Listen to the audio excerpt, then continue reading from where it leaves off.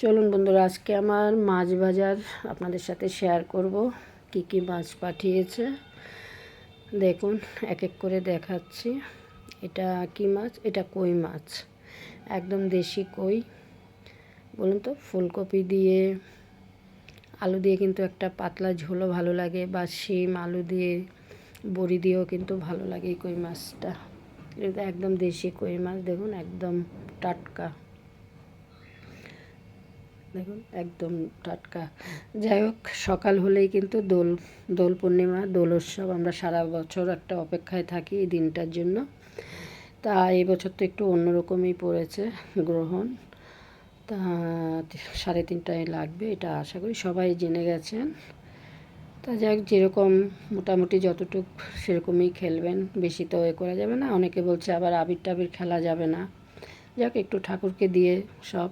এদিকে ইলিশ মাছটা আমি ঢেলে নিলাম, এদিকে আরেকটা মাছ ঢেলে নিচ্ছি। এটা এটা কিন্তু ভেটকি মাছ। আমার গলার অবস্থা খুবই খারাপ, ঠান্ডা এত লেগেছে, কথাগুলো কেমন হচ্ছে।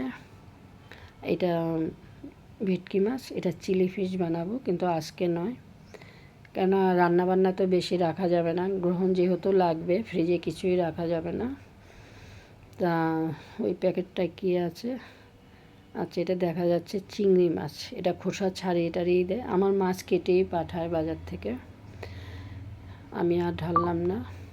আর আরেকটা কী আছে দেখছি, দেখুন। তা আপনারা কে কোন মাছটা খেতে ভালোবাসেন কমেন্ট করবেন। দেখুন, এটা রুই মাছ। তা আবারও বলছি, আগাম দোল উৎসবের শুভেচ্ছা সবাইকে।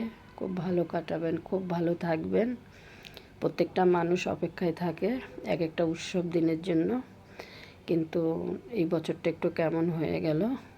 তাহলে এখানেই শেষ করছি, আবার নতুন ভিডিও নিয়ে দেখা।